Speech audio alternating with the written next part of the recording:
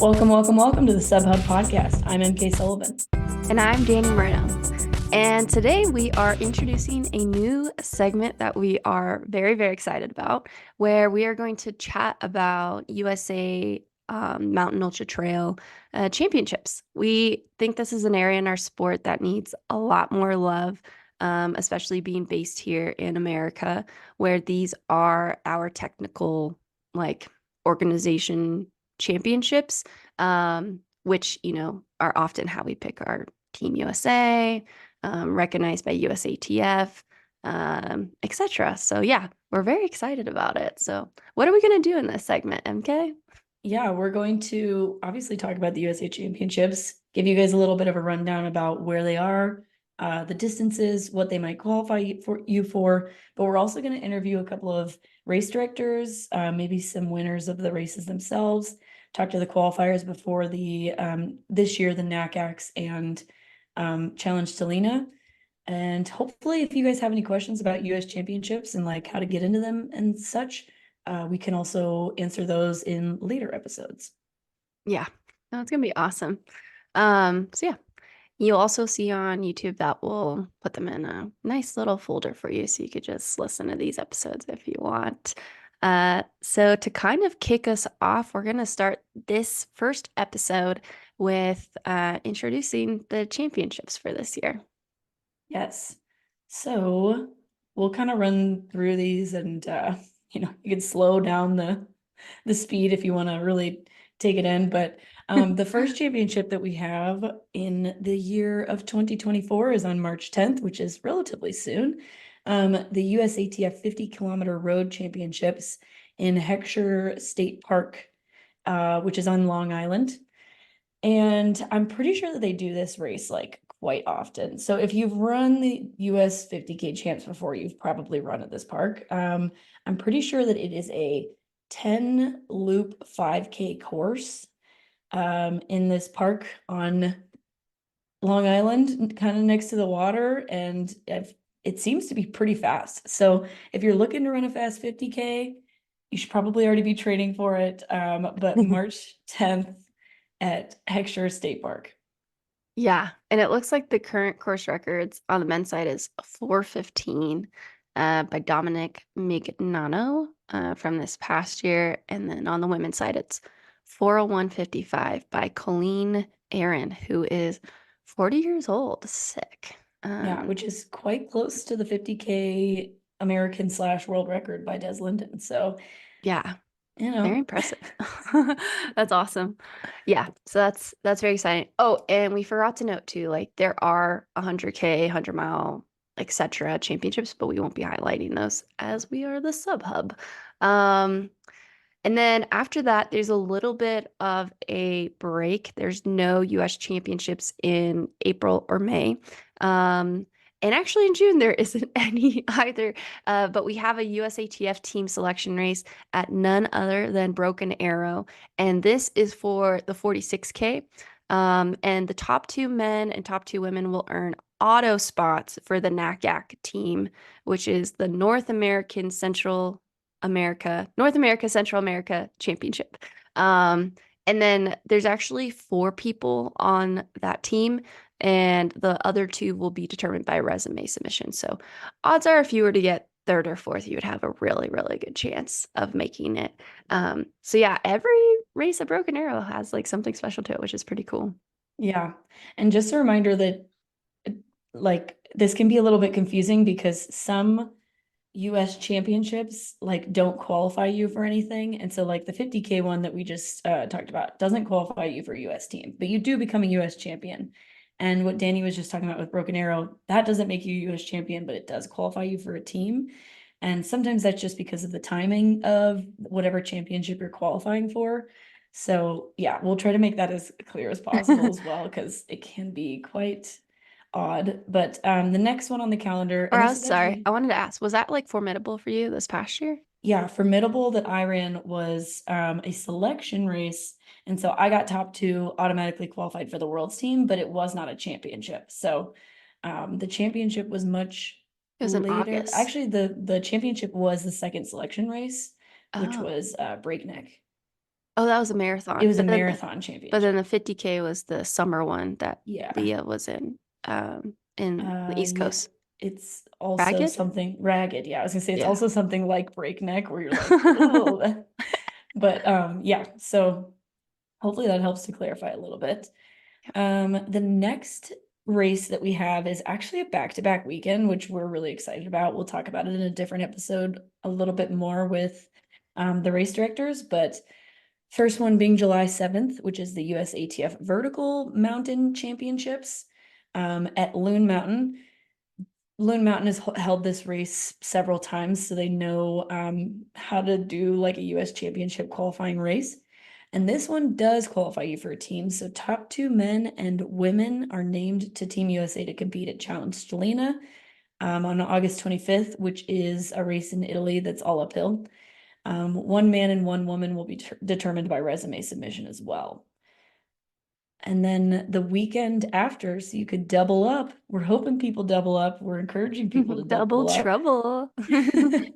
July 13th is the USATF Mountain Championships, which for the first time ever will be at a Cirque Series race in Snowbird, Utah. And that top two men and women there will be named to the NACAC team.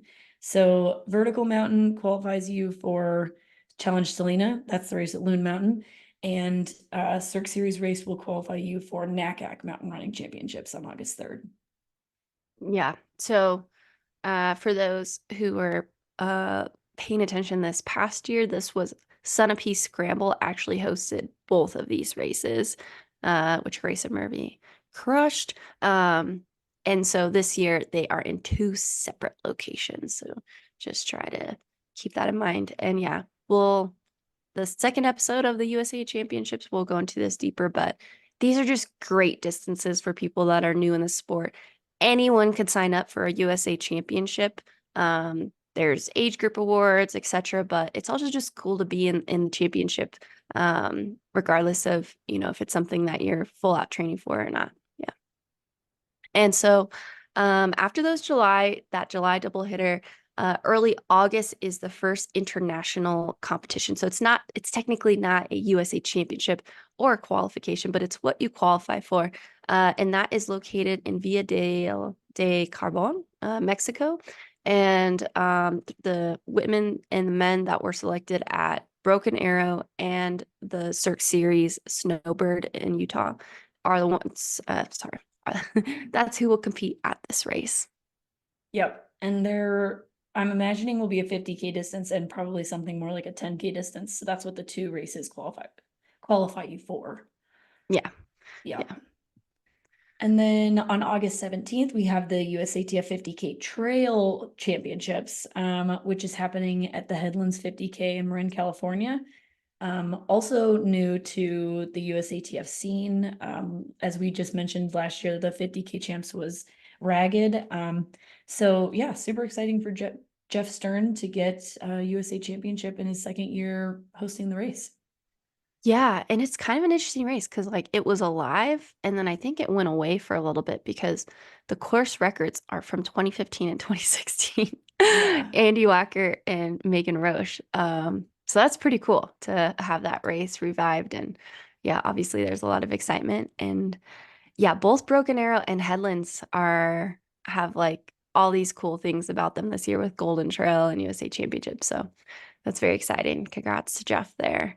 And so after that, August 25th, that actually might be the week after the USATF 50K Trail Championships, is Challenge Stellina. And we have 3 men and 3 women who will be going to this. This is that uphill race in Italy that you probably have seen. Grayson Murphy and Joe Gray won a couple years ago. Lauren Gregory's been on that team. Christian Allen and Anna Gibson both podiumed this year. So yeah, it's just a great opportunity for those who do want to try and make a USA team to get your feet a little bit wet. And what's cool is that it's like within the Chamonix time frame that a lot of people will be going there. And so you might be able to do like a double trip, which is Yeah. pretty cool. And when we talked to Grayson about this race last year, she said the atmosphere at Challenge Selena is like unmatched. So I've never been, but it sounds really cool. And uphill races are always fun. So this next one is kind of goofy if you are somebody that's been in the like USA Championship space for a while. Because on September 28th, the Berkey Trail Festival will now be hosting the USATF Marathon Trail Championships. That's in Hayward, Wisconsin. Berkey has held the half marathon championships multiple times over the last couple years, but I'm pretty sure this is their first time hosting the marathon trail. Yeah, I'm pretty sure. I've been there twice for the trail half. Um, so yeah, this is going to be super awesome. The people who organize or the race organization of Berkey, I think it technically might be like a nonprofit because they also do the cross country skiing in the winter. They are so nice, so accommodating. They'll do like house shares with people in the community for people who potentially are going out and trying to win. But again, people are just stoked to be out here on this course, and the trees are always like fall colors. So if you haven't been to Wisconsin to do a trail race, highly recommend checking Berkey out. It is so charming. I love it there. And it'll Um, be like a marathon cross country race, basically. Like the yeah, trails there are cross country ski trails. And so kind of grassy, kind of rolling. Looks like a yeah. lot of fun. It'll probably be pretty fast. I Yeah. think my the half time I might have run like one under 125 or like right near it. So it's quite fast. So yeah, check out Hayward, Wisconsin in September, late September. So then we have you skip October, nothing in October. That's probably good because Golden Trail has like their finals and other series Sky have finals. running and yeah, Yeah. Um, WMRA. WMRA list goes on. But never, not never second. November 2nd, the beginning of November, there's the USATF half marathon trail at Moab, and they normally have the marathon trail. Though I do think they did have the half this past year. That's what Bailey Yep. Kowalczyk won. So yeah, that's gonna be super fun. Early November. Yes.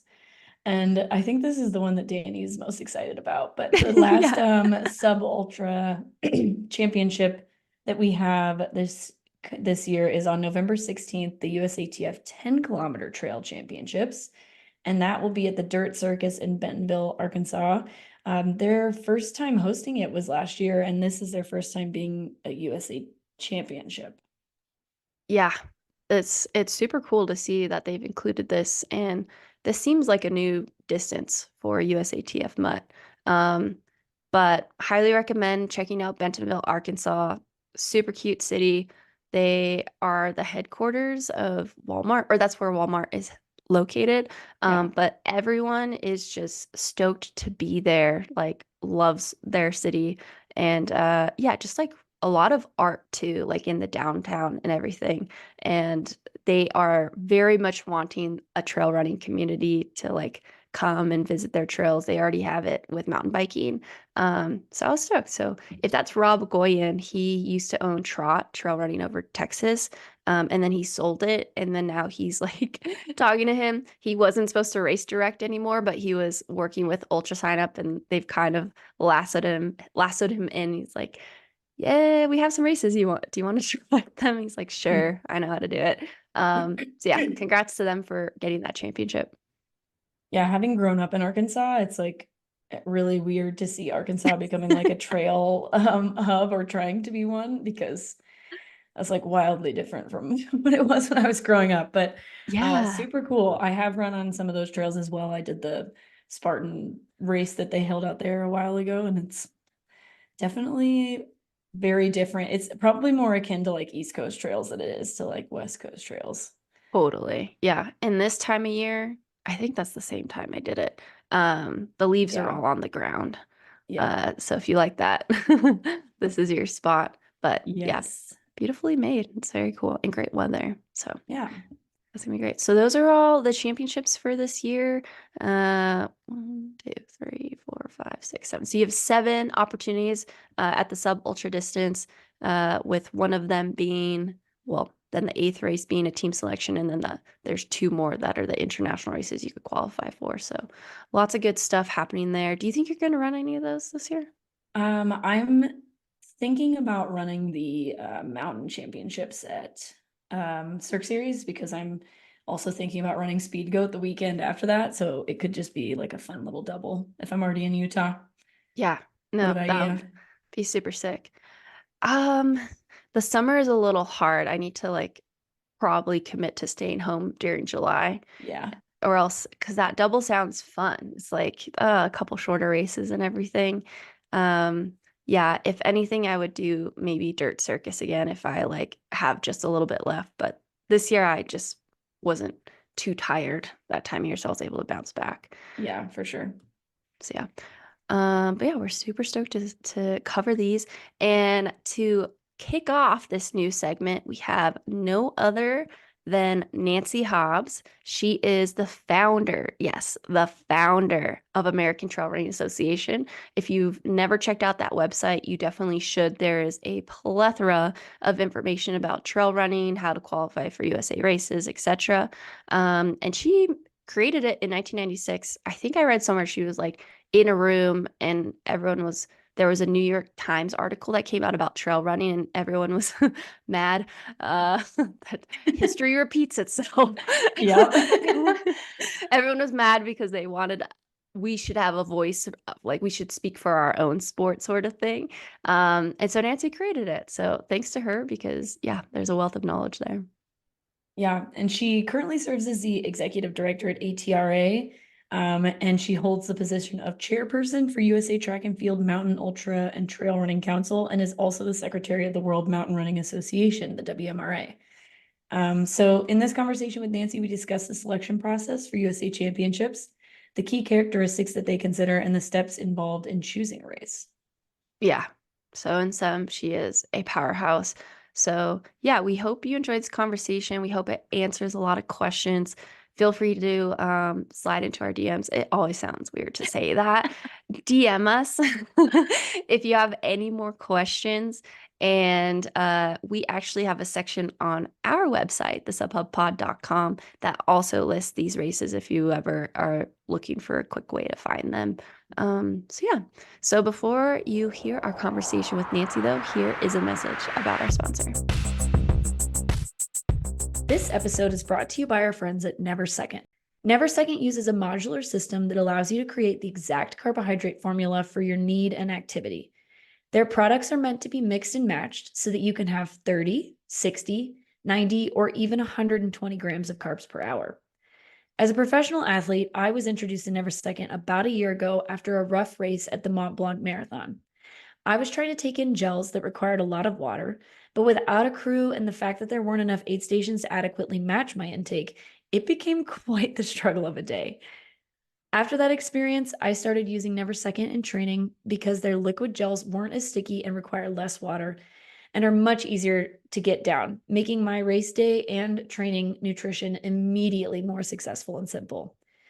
Their gels also contain 200 milligrams of sodium, which is a real bonus on hot days and especially humid days, if you're me. And if you want to try Never Second, just head to neversecond.com. That's never, NEVER number 2.com. NEVER number 2.com and use code SUBHUB25 for a 25% discount on all of your orders. Hi, Nancy. Welcome to the pod. Hi, I'm so excited to be here with you girls.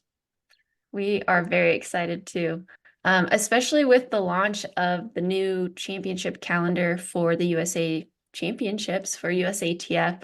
We're just so excited to talk with you because you've been behind the scenes for so long, digging into, how these races are selected, how they're picked, what we end up going with, etc. And so we'd love to start with like what criteria and considerations go into selecting a race for a USA Championship event?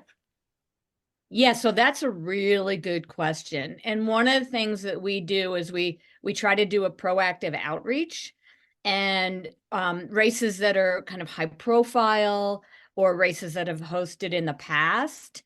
So first of all, we have to get bidders. I mean, that's step number one, because if you don't have any bidders, you're not going to have any races.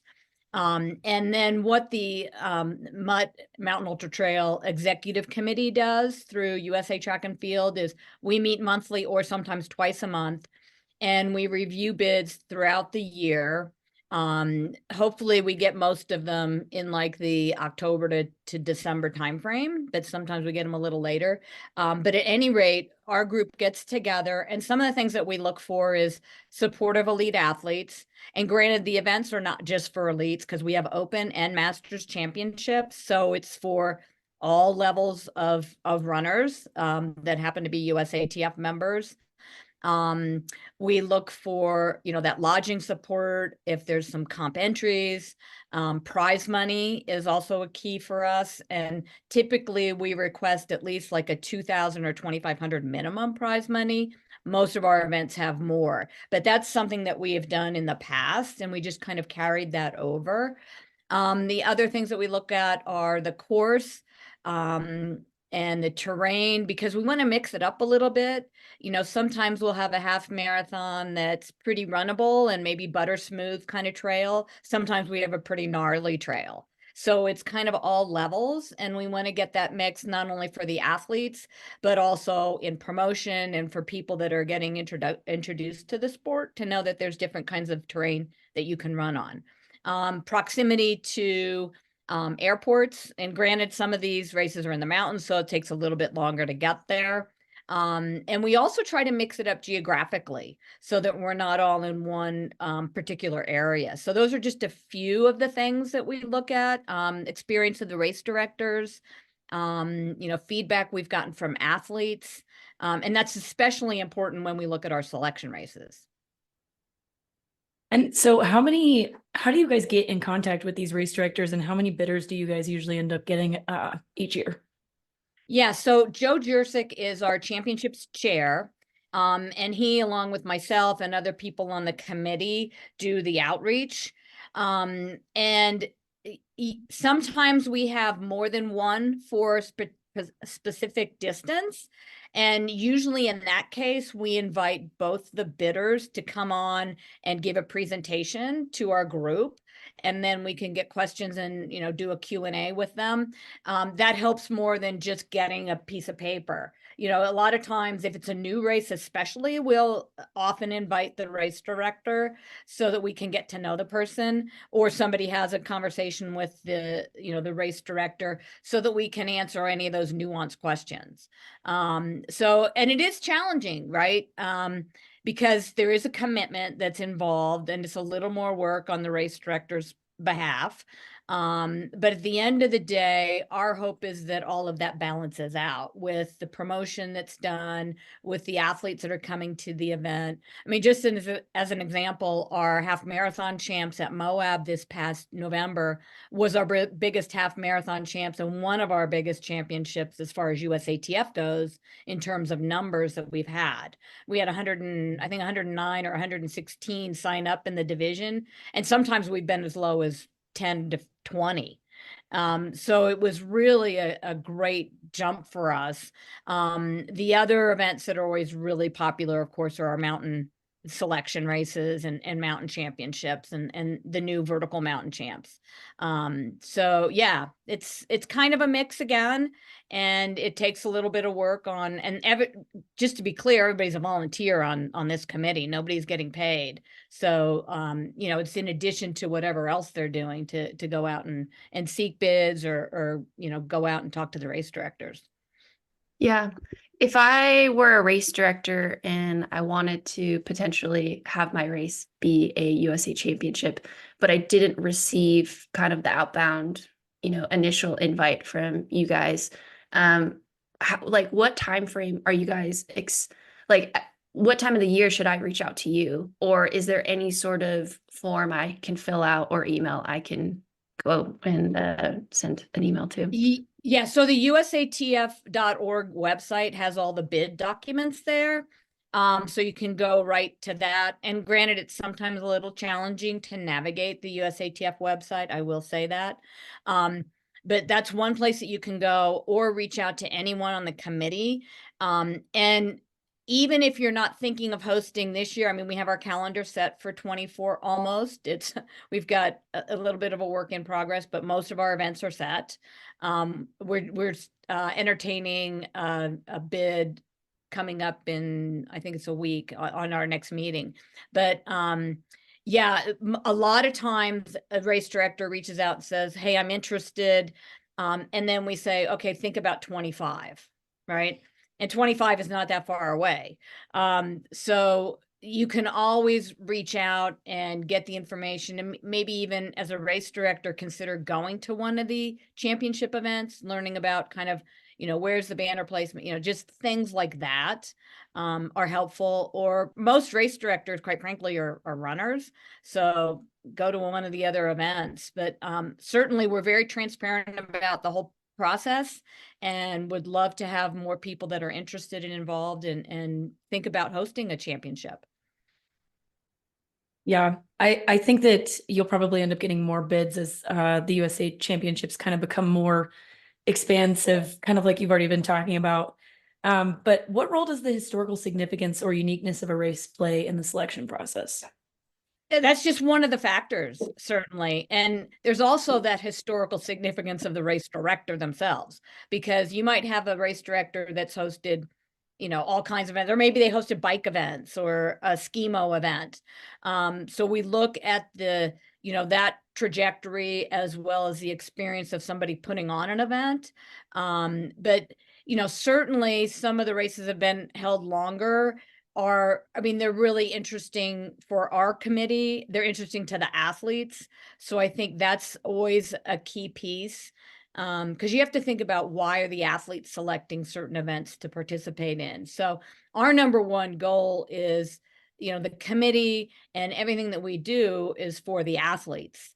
And we always want, no matter what it is, whether it's championships or being on a team or whatever it is, for the athletes to feel comfortable enough to approach any one of us on the committee about any questions they might have. So athletes might come to a selection race. They don't even know it's a selection race.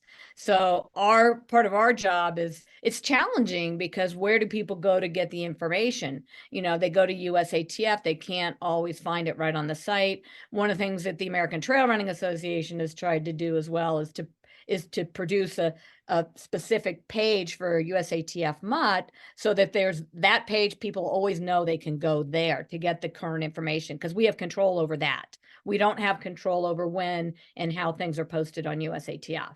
Does that make sense? Yeah. And I think that's definitely. kind of what we're hoping with this podcast too, is that we can hopefully help people, find their way to this website, find their way to this calendar. Because we would love for these races to be included in people's race calendars now, because obviously this is the time that people are starting to sign up for races and decide what their year looks like. Yeah, for sure. The more promotion we have, the better. And granted, it's not the best it could be, but it's way better than it was, 15 years ago, 10 years ago. It's an educational process for sure. Yeah, no, definitely. And thanks to folks like you who have been volunteering. I did want to touch upon, when you keep saying when we select, etc., who does that entail? Because I know, at least for myself, coming into the sport, having done Junior Olympics, like as a middle schooler, seeing USATF, but then seeing it USATF MUT, I was kind of confused. I'm like, who exactly is that in comparison to USATF? Yeah, so that's another good question. What we've done is we have selection committees. I'll go back a step. USATF has an edict for us as a sports, as a committee, to select our athletes for international teams. And we are to try to get the best athletes on the line for international competitions. So that's our edict from USATF. And we have a budget by which we can then help support the athletes to international competitions. And our group, by the way, has the most international competitions of any of the groups. So we have the most athletes. And it's challenging, because then you feel like that the piece of the pie gets smaller. but there's a lot of athletes we're trying to support. And our goal as the USATF, like our committee has made it that we want to have as many athletes on the line as we can. So for instance, in Austria, we could have up to 6. Initially, we were going to take 5. We could take 4, 3 to score, right?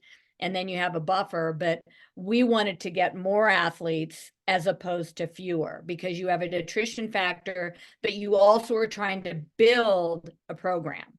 And you can build a program better with more athletes than you can with lesser. So that's one of the things that our committee, so our selection committee, and Richard Bolt has headed up the selection criteria for most of our mountain and trail teams. And then we have a separate committee that does the 24-hour, the 50K, and the 100K.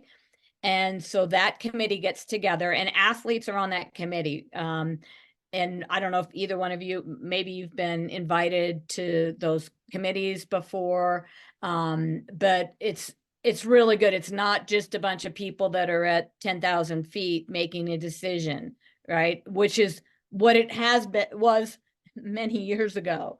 And so now it's that it's more inclusive of opinions and people that are coming to the table. And we've even done surveys before, and that's how we kind of ended up how we select our mountain team, is with surveys with the athletes. So yeah, so that committee then makes suggestions for the selection, puts that together in a document, brings it to the USATF MUD Executive Committee for discussion and approval. So it's not just willy-nilly. There is an absolute process, and we feel that it's a really fair process through that selection. And we've had feedback from athletes, good and bad, and we take that in, and the committee makes decisions and talks about all the good, the bad, everything when making those determinations. Yeah, I got to be a part of the committee this year that you guys invited to like help talk about selection. And it was really cool to see how many people had like real opinions on like where it should be, what would be the most similar to where we're going. And it's really cool too, because obviously it's not like track and field or roads where like a lot of the courses are the same, the track is the same everywhere you go. And so to get so many like different opinions on where we should be choosing athletes was really cool to be a part of. Yeah, and thank you for your time to do that. Because I thought I saw one of your names on the comments. Yeah. But so before we kind of move on, we want to get a little bit more granular about the selection process for the races. So can you describe like the timeline and steps involved from the initial considerations to the final decision? I would say it's probably about 3 or 4 months. Because obviously you think about the races, and to be clear, the selection races don't need to be national championships. So what the committee has done is look at events that are super competitive, that may or may not be able to be a championship for whatever reason, but they'd be an ideal selection race. So that process, obviously you have the committee that makes a decision, but in the background, you have to be talking to the race directors to see if, hey, if we choose your race, will you do it? Right? Because you can have all the good intentions, and then the race says, no, we don't want you. That's never happened, by the way. But, that you have to get those ducks in a row as well before you can actually then make an announcement of what you're doing. So I'd say it takes like 3 to 4 months. Yeah, that's great to know, especially for those who potentially want to be selected. We do have Julian later on in this pod who his race has been selected for the first year.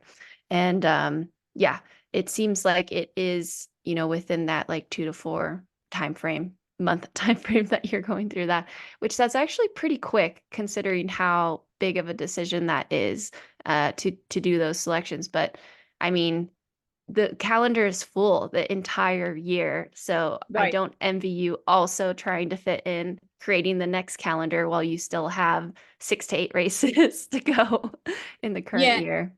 And it's really hard too. And that's why there's a lot of resume spots, because we know it's hard for athletes. I mean, you're not all making $100,000 a year or enough to buy plane tickets to go to all these places, and then think about lodging and, if the event doesn't offer those things. So, and then your time away from your family, there's all those pieces. So the resume piece is really key.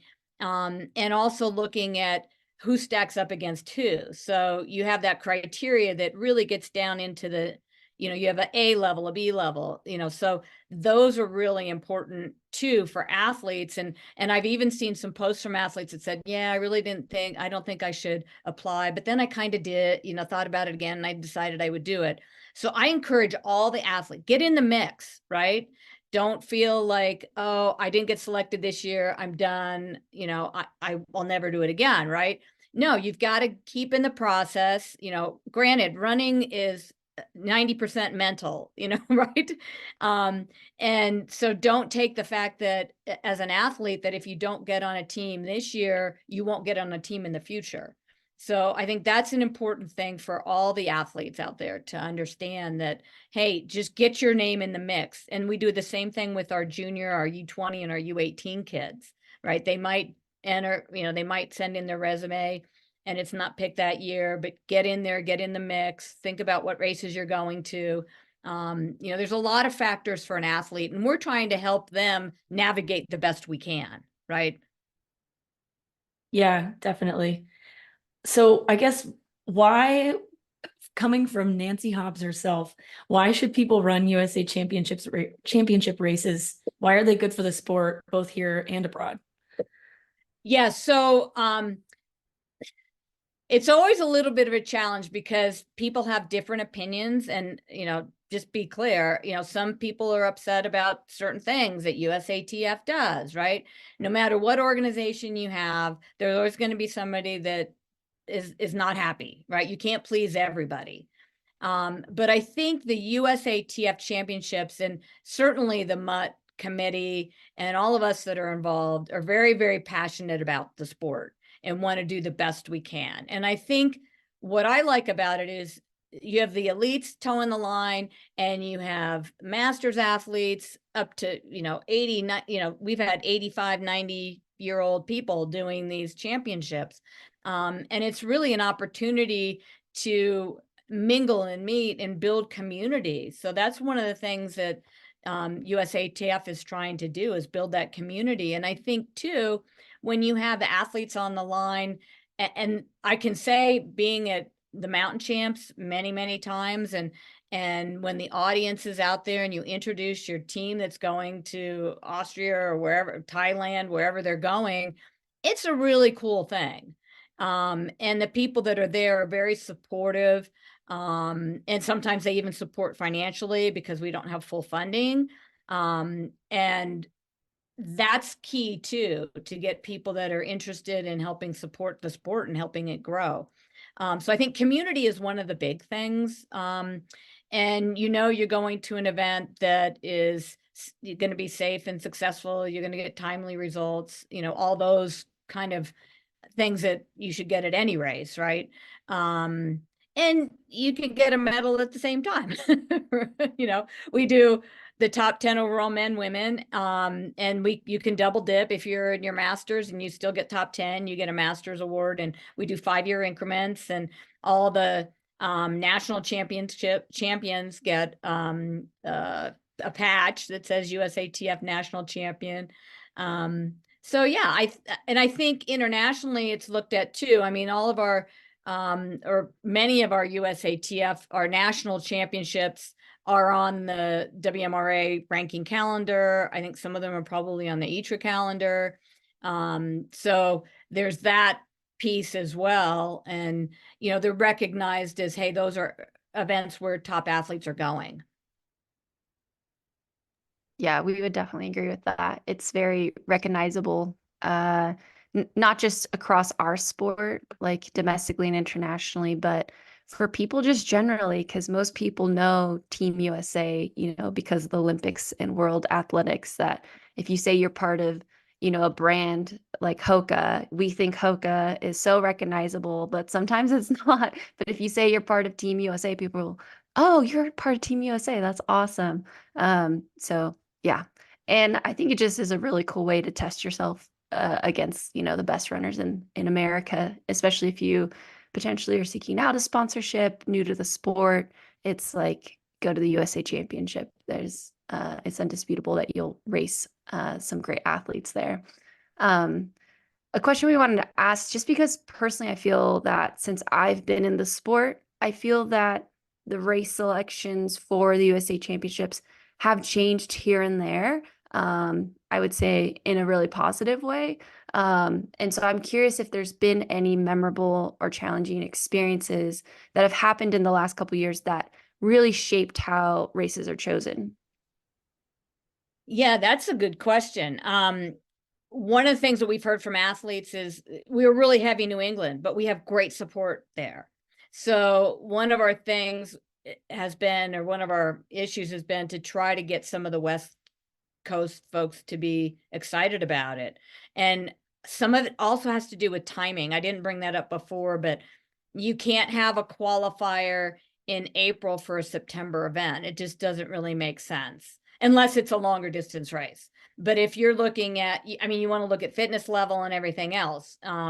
So the timing, especially for mountain champs, is really dependent on venue, and it's dependent on, your host having an actual event there. And Sunapee last year in April, they made that event up for us for Austria, because it was like, oh, we had Thailand, and now we got to turn around and flip and get ready for June. Like November, now we got June, and we don't have an event, and we got to make sure there's not snow or limited amount of snow.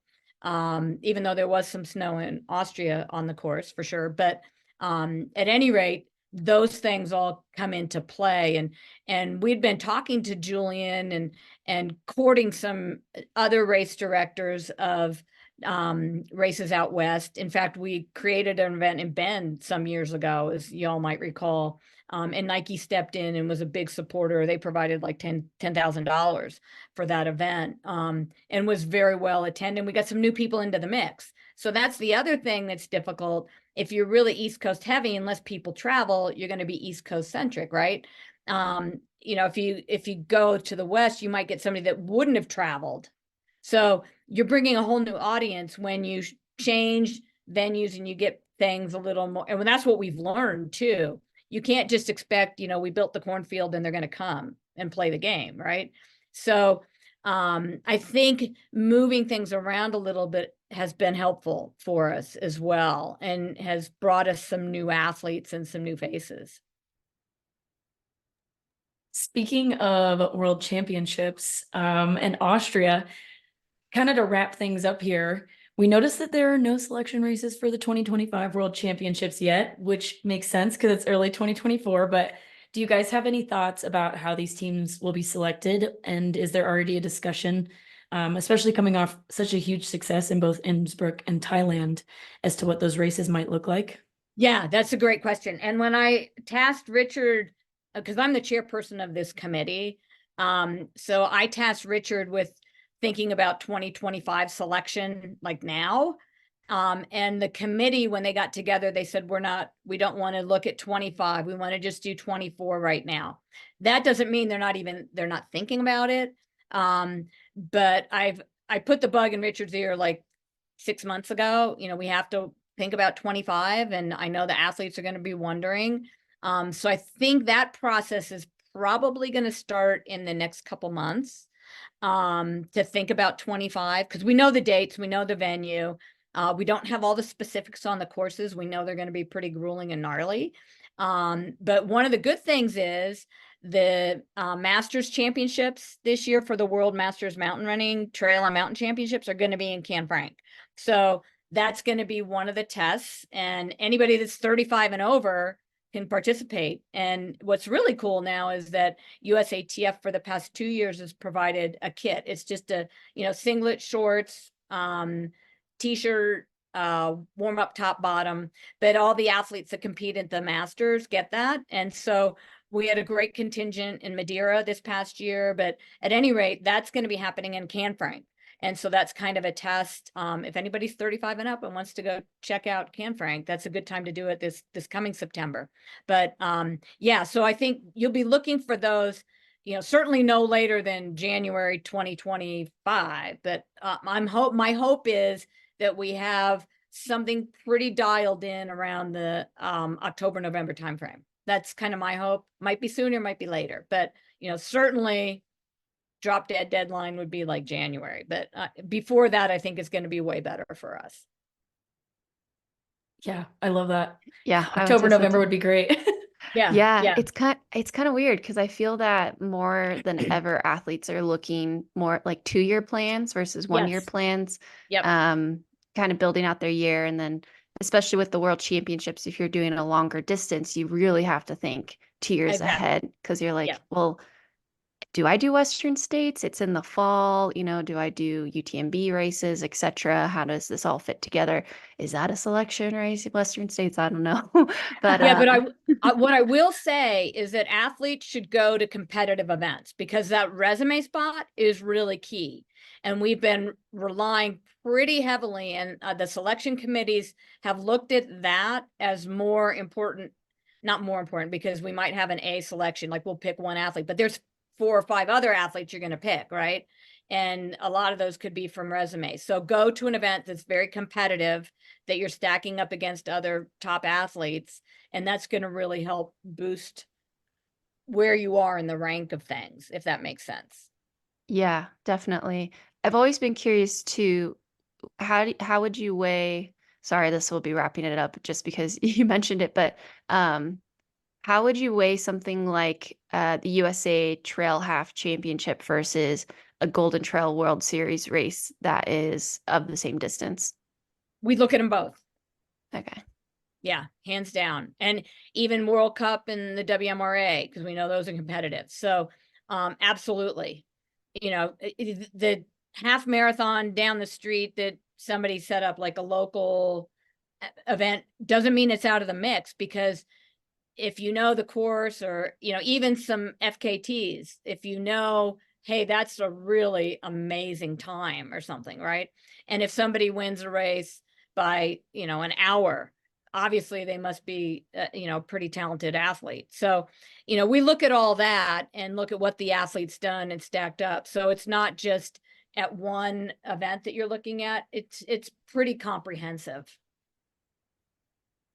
That's awesome.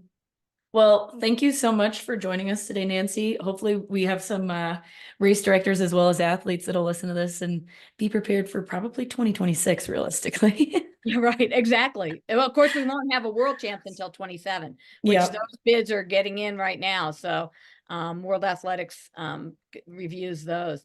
And I'm assuming we've got a list somewhere of all the championships and selection races that you guys can post, or if you need a link to that, let us know. And we'll get that information out, and hope to see a lot of athletes trying it out for sure. Yeah, definitely.